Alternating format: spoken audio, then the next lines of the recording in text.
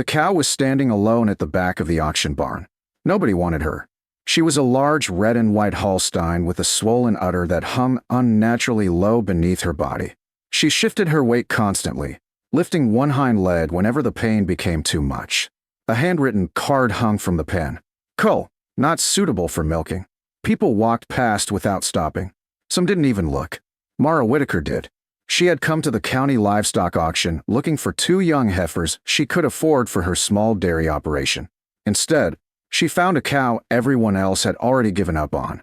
Mara was 31, a single mother raising 2 children on 40 acres outside Mercy Creek. She didn't have money to waste. She certainly didn't have money for a sick cow. But when the animal lowered her head and looked directly at Mara, something made her stop. Mara crouched outside the pen. What's her name? The auction worker shrugged. No name. How old? 6. Why is she here? The man glanced at the card. Udder problem. Mara looked closer. The cow wasn't simply overweight. The udder was dramatically enlarged, the skin stretched and irritated. The animal was clearly uncomfortable. Has a veterinarian seen her? County vet looked at her yesterday. And the worker shrugged. Didn't think treatment was worth the cost. Mara stared at him. Who decides that? He pointed toward the office. Owner. Mara found the owner near the loading docks. He was an older dairy farmer named Earl Dawson. She recognized him from around the county. You're selling that cow? Earl nodded. She's done. What happened? She had a severe udder infection after her last calving. We've treated her twice. Did it clear? Mostly. Mara frowned. Mostly. Earl sighed. She's producing almost nothing from 2 quarters. The swelling came back. Does she have a fever? Not now. Is she eating? Some. Mara looked back toward the cow. Then why send her to slaughter? Earl looked tired rather than cruel. Because I can't keep spending money on an animal that isn't paying for herself. Mara understood.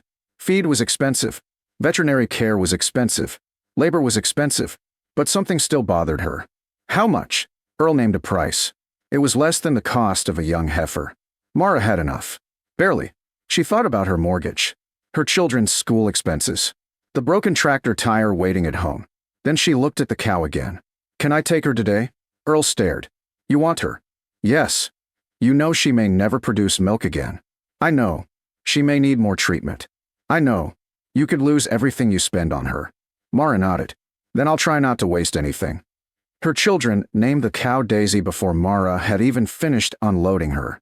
Daisy stood trembling in the corner of the small barn. Mara gave her fresh water and soft bedding. She didn't milk her. She didn't force her to move. Instead, she called Dr. Laura Jensen, a large animal veterinarian who had worked with Mara's farm before. Laura arrived that evening. She examined Daisy carefully. Her expression became serious. This is significant inflammation. Mara nodded. Can she recover? Possibly. Possibly isn't no. Laura smiled slightly. No, it isn't. She explained that Daisy's condition needed proper veterinary management, careful monitoring, and attention to pain, hydration, appetite, and udder health. The important thing was figuring out why the swelling kept returning. Laura took samples and performed a thorough examination. There's more going on here than just an old injury. Mara looked worried. What? We'll know when the results come back. That night, Mara barely slept. At 4 in the morning, she went outside. Daisy was still standing. Mara walked into the barn and sat beside her. The cow lowered her head. Mara scratched her forehead. You don't know me. Daisy slowly blinked. But you're here now. The next morning, Daisy wouldn't eat. Mara called Laura immediately. The veterinarian returned and reassessed her. The swelling had increased. Mara's stomach tightened. Is she getting worse? She needs close monitoring. Laura helped Mara establish a treatment and observation schedule. Mara wrote everything down. Morning, midday, evening, temperature, water intake, feed, movement, udder changes, any signs of worsening pain. She became meticulous. Her children helped refill water buckets. Nathan Briggs, her farm manager, repaired a separate quiet stall so Daisy could rest away from the other cattle. For 3 days, the entire farm revolved around one cow. Then the laboratory results came back. Laura arrived carrying the report. Mara met her outside the barn. What did you find? Laura hesitated. There's a chronic bacterial infection. Mara swallowed. Can it be treated? Yes, but it's going to take time. How much time? Several days before we know whether she's responding. Mara nodded. Then we wait. Laura looked at her. You understand she may not return to productive dairy life. Mara glanced through the barn door. Daisy was lying quietly on the clean straw. I'm not trying to make her productive. Laura smiled. Good. Then what are you trying to do? Mara looked back at the cow. Keep her alive. For the next several days, Mara followed the veterinary plan exactly. She kept Daisy comfortable, made sure she drank, adjusted her feed, monitored her condition, and documented every change. The swelling didn't disappear overnight. In fact, on the second morning, Mara thought it looked worse. She sat on the barn floor fighting tears. Nathan found her there. What's wrong? I don't know if this is working. He looked at Daisy, then at Mara.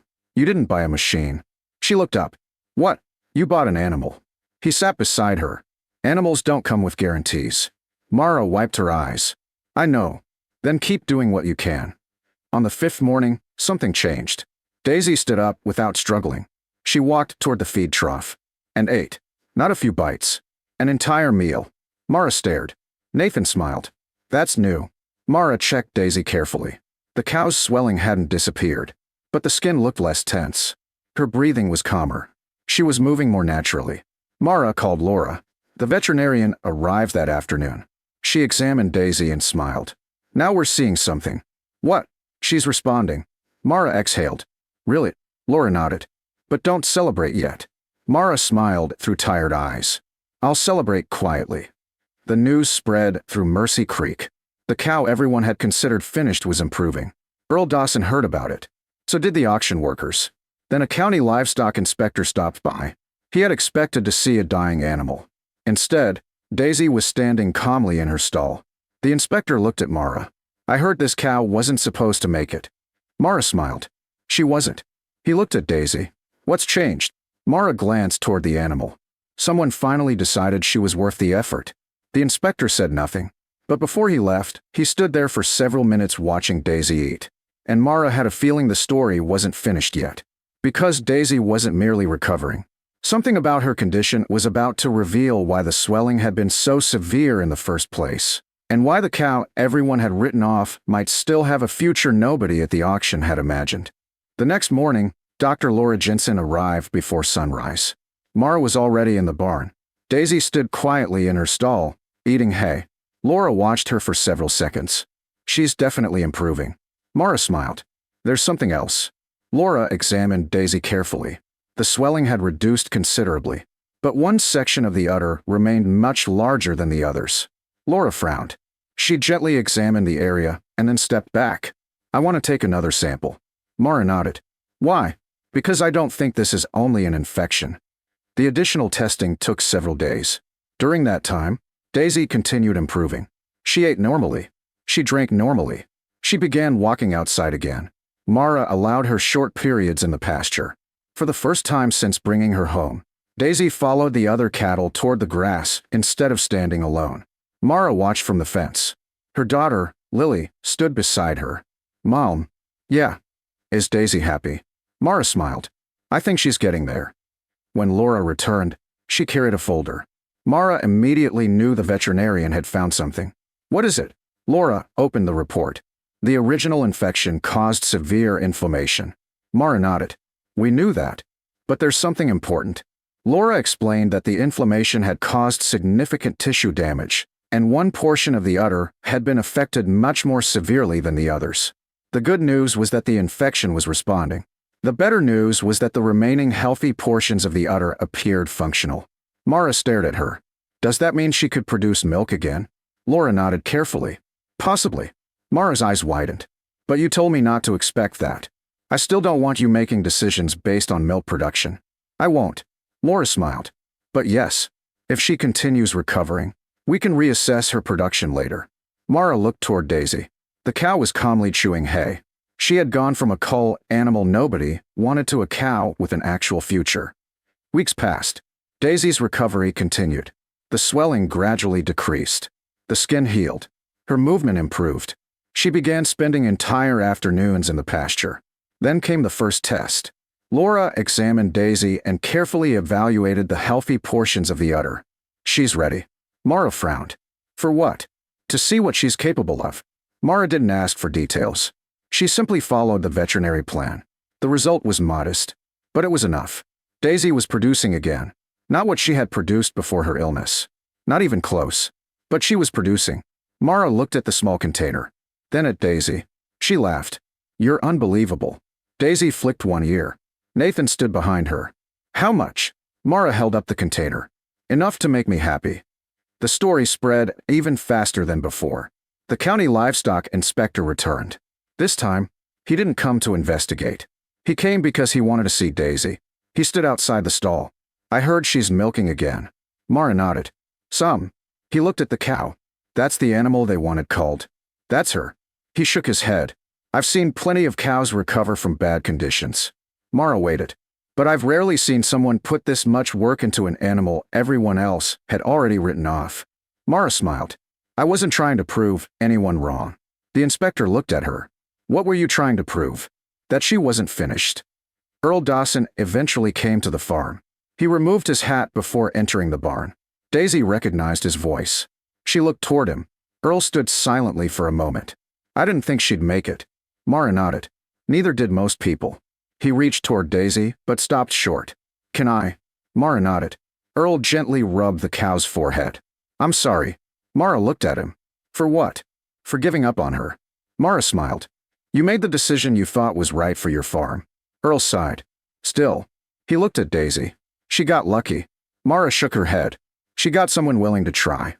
The biggest surprise came several months later. Daisy had become one of the calmest animals on the farm. She followed Mara whenever she entered the pasture. She stood beside the fence when the children came outside. She even allowed Lily to brush her. But Mara never treated her like a pet. Daisy was still a cow, a valuable part of the farm, just not valuable for the reason everyone originally expected. Mara began using Daisy's milk for the family's own needs. She also started making small batches of cheese and butter. The quantities were limited, but customers at the farmer's market began asking about it. "Is this Daisy's?" Mara laughed. "Yes." People wanted the story as much as the product. Soon, customers were asking to meet her. Mara brought Daisy's photograph to the market. The image showed the cow standing in the pasture, healthy and alert. Underneath it, Mara wrote, "The cow nobody wanted." The phrase became strangely popular. A local school invited Mara to speak about livestock care. She brought photographs from Daisy's recovery. She explained that sick animals required proper veterinary attention, patience, observation, and responsible management. She never suggested that every severely ill animal could or should be saved. That wasn't the lesson. The lesson was knowing the difference between an animal that had no realistic chance and one that simply needed somebody to look closer. One student raised a hand. "Why did you save her?" Mara thought for a moment. "Because nobody had convinced me she couldn't be saved." A year after Daisy arrived, Mara held a small celebration at the farm. Her children helped decorate the barn. Nathan grilled food. Laura came with her family. Even Earl attended. Daisy stood peacefully in the pasture while everyone gathered nearby. Mara looked at her. The cow had changed. So had Mara. Before Daisy, Mara had thought farming was mostly about making difficult financial decisions. Buy the right animals. Sell the right animals. Keep costs low. Protect the farm. Daisy taught her something different. Sometimes an animal's value couldn't be measured by a production spreadsheet. Sometimes resilience mattered. Sometimes time mattered. And sometimes the best decision wasn't the most profitable one. It was simply the most responsible one. That evening, Laura stood beside Mara at the fence. "You know something?" "What?" Daisy's recovery was unusual. Mara smiled. "I know. Most people would have looked at the original condition and assumed there was nothing left. That's why I bought her." Laura laughed. "You didn't buy her because you thought she'd become profitable." "No." "Then why?" Mara watched Daisy graze beneath the sunset. "Because she was still standing.